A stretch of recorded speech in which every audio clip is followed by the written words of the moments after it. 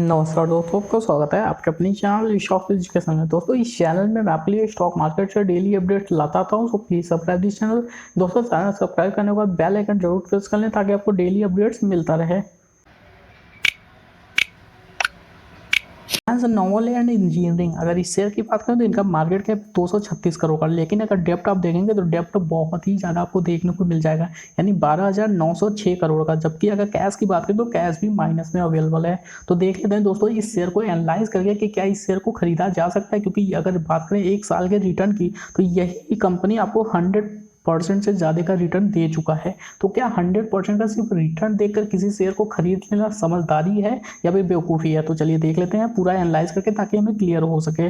तो दोस्तों, अगर लॉन्ग टर्म यानी कि अगर आप वो शेयर खरीदते हैं जिसको आप लॉन्ग टर्म के लिए होल्ड नहीं कर सकते या फिर उसके बारे में नहीं सोच सकते, तो मुझे लगता है कि ऐसे ही स्टॉक को खरीदना बेवकूफ़ी होती है। तो देख लेते हैं, अगर 10 साल के हम बात करें रिटर्न की तो आप देखेंगे इसमें स्टॉक प्राइस के CAGR की हम बात कर रहे हैं। तो देख लेते हैं 10 साल का, तो आप देखेंगे -28 का है। वहीं अगर 5 साल की बात करते हैं तो -45 का है।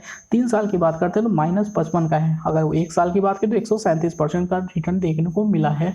लेकिन अगर लॉन्ग टर्म यानी 3 साल, 5 साल, अगर 10 साल की बात करते हैं तो आपको माइनस में देखने को डेटा मिल जाएगा। यानी कि अगर लॉन्ग टर्म के लिए इस शेयर को हम सोच नहीं सकते हैं, क्योंकि लॉन्ग टर्म में तो इसने माइनस में ही रिटर्न दिया हुआ है।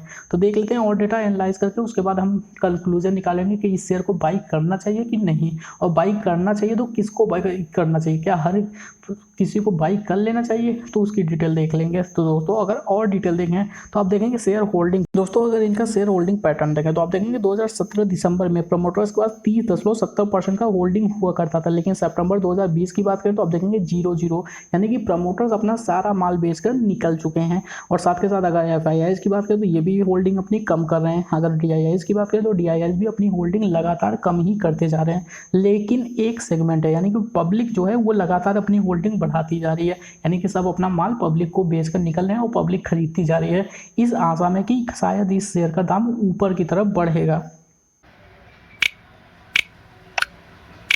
लास्ट ट्रेडिंग सीजन में अगर इनका डेटा देखेंगे तो आप देखेंगे ये 3.20 रुपये में ये शेयर क्लोज हुआ है अपने अपर सर्किट पे, यानी कि प्रमोटर्स अपनी होल्डिंग लगातार बेचकर निकल चुके हैं और बाकी जितने भी बड़े इन्वेस्टर हैं वो अपना माल बेच रहे हैं। उसके बाद भी ये शेयर अपने अपर सर्किट पे लगा हुआ है। और अगर वहीं पब्लिक की बात करें तो पब्लिक लगातार इस पर अपनी होल्डिंग बढ़ा रही है, और बाकी हर किसी की बात करें तो वो अपनी होल्डिंग लगातार कम करते ही जा रहे हैं। तो ऐसा क्यों है? पब्लिक को ऐसा क्यों लग रहा है कि ये शेयर फिर से बाउंस बैक करेगा, जबकि शेयर के हालात प्रमोटर्स को भी विश्वास नहीं है, प्रमोटर्स सारा माल बेचकर ऑलरेडी निकल चुके हैं। तो फिर आखिर पब्लिक इतना क्यों ट्रस्ट कर रही है किसी शेयर में? तो दोस्तों, इमोशनल अटैचमेंट जो होता है ना, वो सबसे खतरनाक होता है, खासकर स्टॉक मार्केट में। इसलिए स्टॉक मार्केट में आप सिर्फ बिजनेस के नज़र से देखें, न कि इमोशनल अटैच होकर कि हाँ पहले कभी इस शेयर ने मेरे पैसे बनाए थे तो शायद इस बार भी बना दे। ऐसा कुछ भी नहीं होने वाला है। तो देख लेते हैं और डिटेल, ताकि और हमें ज़्यादा क्लियर हो सके। अगर इनके 52 वीक हाई की बात कर लेते हो तो आप देखें 4.25 रुपये का है, जो कि 1 सितंबर 2020 को बना था। उसके बाद ये शेयर लगातार गिरते गिरते काफ़ी नीचे आ चुका था और फिर से भागना ही स्टार्ट कर दिया है। अगर 52 वीक लो की बात करें तो आप देखेंगे 95 पैसे की ये शेयर हुआ करता था 29 मई 2020 में।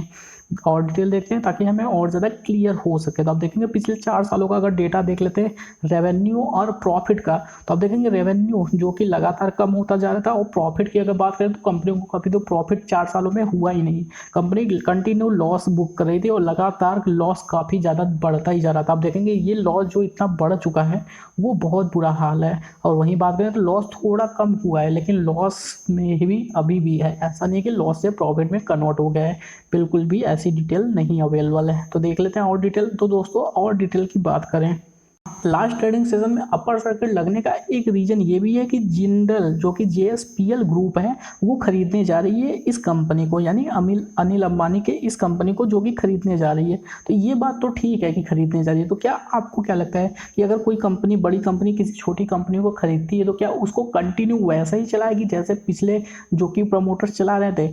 शायद नहीं, वो कंपनी उसे अपने तरीके से चलाएगी और हो सकता है कि उसे डीलिस्ट भी करवा दे। और क्योंकि दोस्तों कंपनी की हालत इतनी बुरी है कि हो सकता है डीलिस्ट कराने के बाद कंपनी की हालत सुधारी जाए। तो इसमें जो शेयर होल्डर्स हैं जो कि अपना स्टेक बढ़ा रहे हैं इस उम्मीद में कि शायद उनके कुछ पैसे बन जाएंगे, मेरे ख्याल से ये बेवकूफ़ी हो सकती है, क्योंकि दोस्तों ठीक है, अगर ये शेयर कंटिन्यू चलता भी है तो इसको रिकवरी में बहुत ज़्यादा टाइम लगने वाला है, क्योंकि ये शेयर 5-10 रुपये का नहीं, काफ़ी महंगा मिलता था। तो देख लेते हैं डिटेल क्या चलता है, उससे पहले कुछ और डिटेल देख लेते हैं। तो आप देखेंगे 1 साल में इस शेयर ने 146% का रिटर्न दिया, जबकि अगर 1 महीने की बात करें तो आप देखेंगे 12% से ज़्यादा का रिटर्न देखने को मिल जाएगा। अगर बीटा की बात करें तो लगभग 2 के आसपास पहुंच चुका है, यानी शेयर ये काफ़ी ज़्यादा वोलेटाइल हो चुका है ऑलरेडी। तो दोस्तों अगर चार्ट देखें तो चार्ट में आप देखेंगे इसके ऑल टाइम हाई की हम बात कर लेते हैं ताकि हमें क्लियर हो सके। तो आप देखेंगे 119 रुपये 70 पैसे का इसने ऑल टाइम हाई बनाया था 1 अगस्त 2020 में, और उसके बाद से ये शेयर लगातार गिरता ही जा रहा है, गिरता जाएगा। और आप खुद ही डेटा देख सकते हैं कि इस टाइम ये शेयर 3 रुपये 4 रुपये के आके रुका हुआ है और अभी भी अपर सर्किट पे चल रहा था। मतलब कि आप खुद ही सोच सकते हैं कि 120 रुपये वाला शेयर 3 रुपये पे आ गया, उसके बाद भी लोग खरीदारी कर रहे हैं। ये कहाँ की समझदारी हुई, क्योंकि जब आप किसी शेयर को लॉन्ग टर्म के लिए सोच ही नहीं सकते तो उस शेयर में खरीदारी का मौका क्यों ढूंढ रहे हैं। यानी कि ठीक है, शॉर्ट टर्म में आपके पैसे बनेंगे, शेयर अपर सर्किट चला था, अब मान लेते हैं कि आपने इस शेयर को 1 रुपये 1.5 रुपये पे खरीदा है, शेयर अपर सर्किट चल रहा है, ठीक है, अच्छी बात है, आपको काफ़ी खुशी होगी देखकर कि आपके शेयर के दाम बढ़ रहे हैं लगातार। लेकिन शेयर जब लोअर सर्किट पे लगेगा, क्या आपको बता के लगेगा, क्या आपको पता चल जाएगा कि कहाँ से इसमें लोअर सर्किट लगना स्टार्ट होगा, और इसके बाद यही शेयर लोअर सर्किट लगते हुए फिर से 1 रुपये 2 रुपये के नीचे आ जाएगा, तो फिर आप क्या करोगे। आपके बने बनाए प्रॉफिट तो पहले वैसे ही ख़त्म हो गए, और साथ के साथ जो आपको निकलने का मौका था वो भी ख़त्म हो गया। तो दोस्तों ऐसे शेयर्स से दूर रहें तो ज़्यादा बेटर है। इस शेयर में आप एंट्री ले भी चुके हैं, आप अगर आप प्रॉफिट में हैं तो एक टारगेट आप अपना सेट करिए कि आपको कितने टारगेट चाहिए इस शेयर से।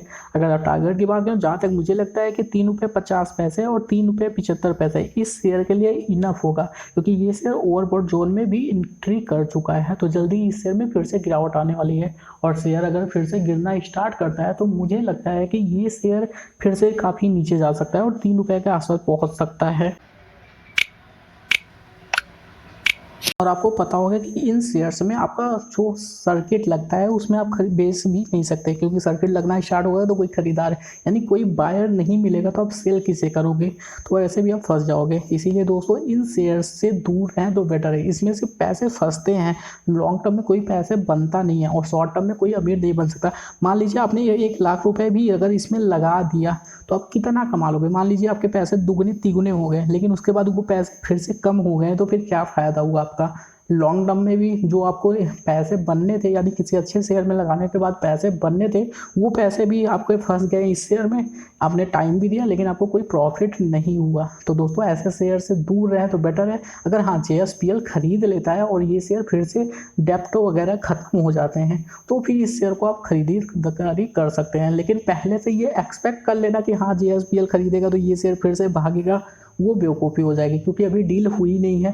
पहली बात, अगर डील होती भी है तो किस कंडीशन पे होती है, कहीं कंपनी डीलिस्ट ना करा ले, तो बहुत से ऐसे रीजंस हैं। तो चलिए दोस्तों आज के लिए इतना ही। वीडियो को लाइक करें, शेयर करें, सब्सक्राइब करें। Thank you for watching this video.